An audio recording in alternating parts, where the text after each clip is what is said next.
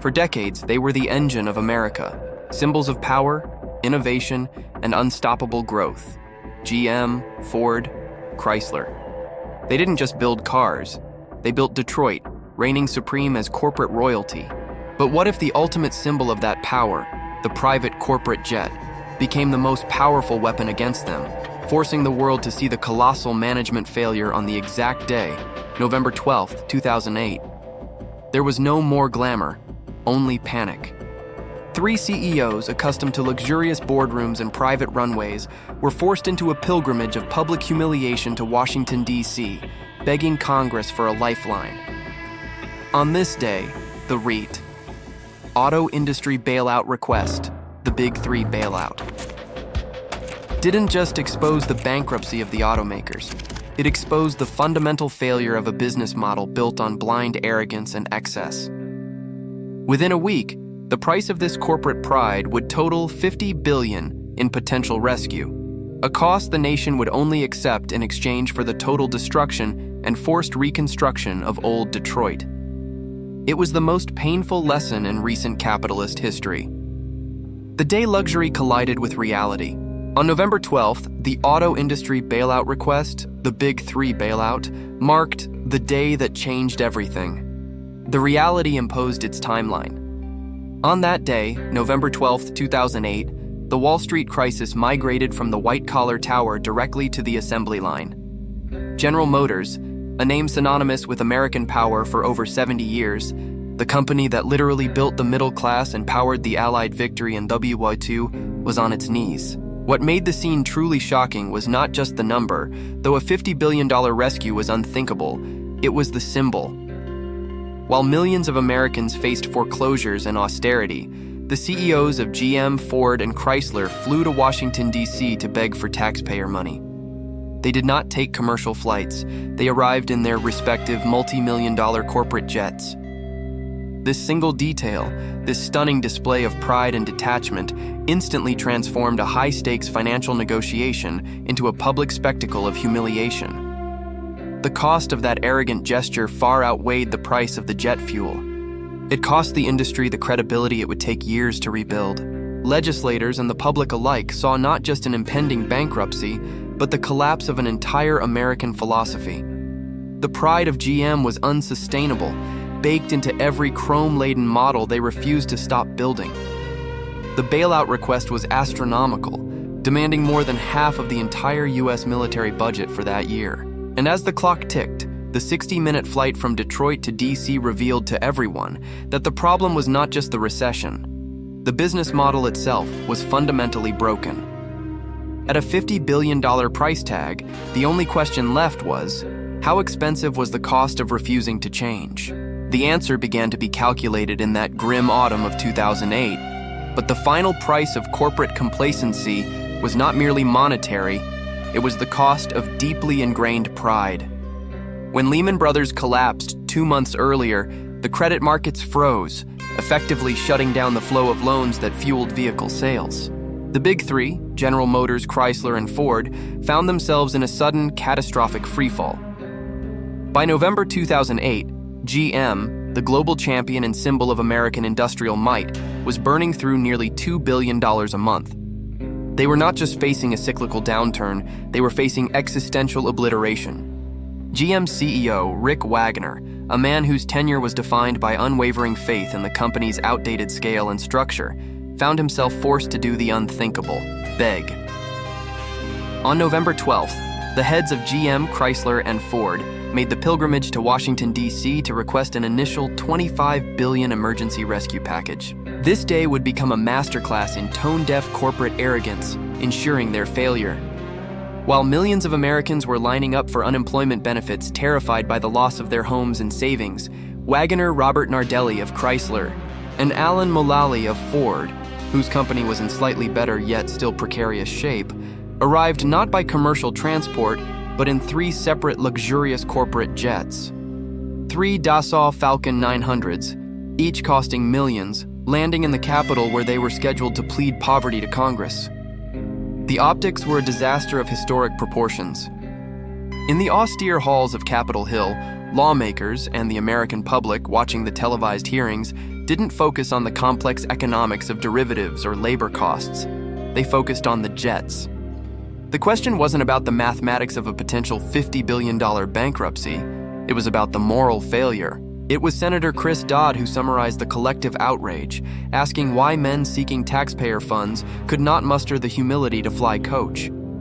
Wagoner stammered, offering weak excuses about scheduling efficiency, but the damage was irreversible. The initial bailout request wasn't just denied, it was ridiculed.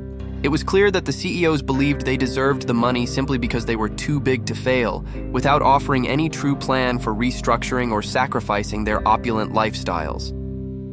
The price of GM's historic arrogance, the refusal to acknowledge fundamental changes in the market for decades, was finally being paid, not in factories or balance sheets, but in public humiliation. They were sent home empty-handed, tasked with returning with a comprehensive, painful, and concrete plan. But before they could devise that plan, the world had to know. What, exactly, had they been selling for so long that led them to this moment? They were, in essence, selling an anachronism, the myth of eternal American industrial dominance, built on cheap gas and a post-war economic structure that had become impossibly expensive to maintain. Before the 2008 financial meltdown choked off consumer credit, the immediate catalyst, the American automakers were already bleeding out from internal systemic wounds. This was not a sudden disease. It was decades of unchecked structural decay. The heart of the problem was the legacy burden. General Motors, specifically, symbolized this catastrophe. Since the peak of American manufacturing in the 1950s and 60s, labor contracts had created immense obligations. By 2008, GM was paying healthcare and pensions for more retirees, surviving spouses, and dependents than it had current hourly employees. The cost of manufacturing a car in Detroit carried a financial anchor, estimated at up to $1,500 per vehicle, that Asian competitors operating newer non-unionized plants in the US simply did not bear. Every car rolling off the assembly line carried the weight of history, but the financial anchor was compounded by strategic myopia. Detroit's business model was profoundly vulnerable. They mastered the profitable, the high-margin, gas-guzzling large SUVs and pickup trucks. Why focus on developing complex, low-margin compacts and efficient vehicles when a Chevy Suburban offered a 30% profit margin? When consumer sentiment temporarily shifted toward efficiency during the brief spike of gas prices in 2008, hitting $4 per gallon, Detroit had nothing competitive to offer. The market ran immediately toward Toyota, Honda, and Nissan, who had spent years perfecting the hybrid and the fuel-efficient compact car. GM's market share tells the chilling story of this decline. In the 1950s, the company commanded over 50% of the US auto market. By the time Rick Wagoner stepped into the witness box in November 2008, that share had shriveled to barely 22%. Wagoner, a sharp financial mind, had tried cosmetic fixes, but he resisted the one necessary brutal measure: bankruptcy.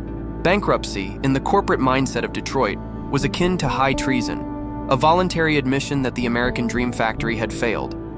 That refusal, that fierce adherence to the dignity of the past, was the true liability.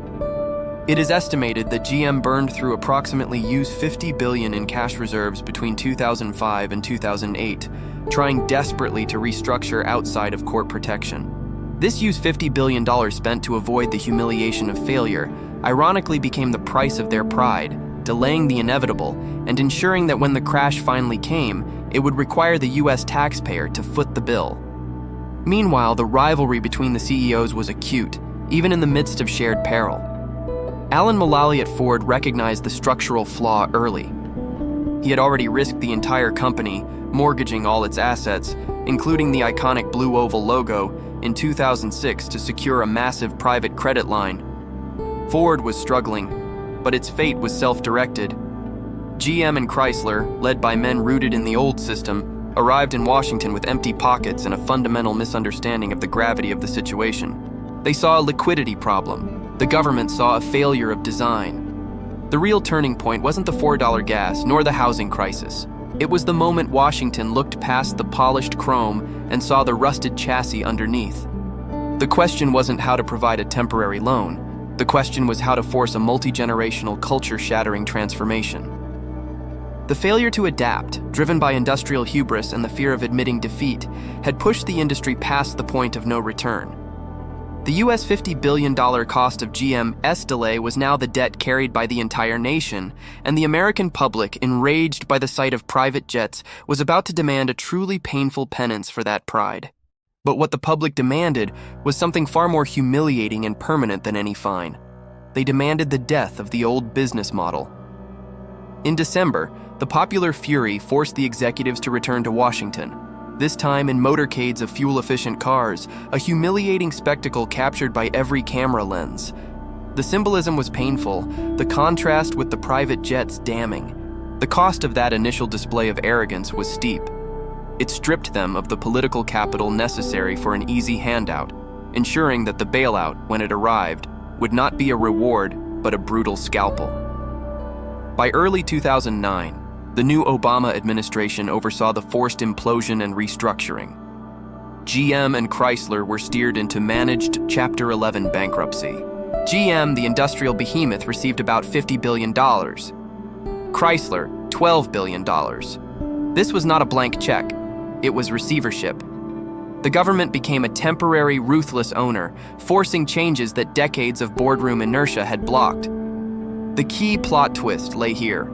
The humiliation of November 12, 2008, ensured that the resulting intervention was radical enough to actually work. Within 42 days, the new GM emerged from bankruptcy.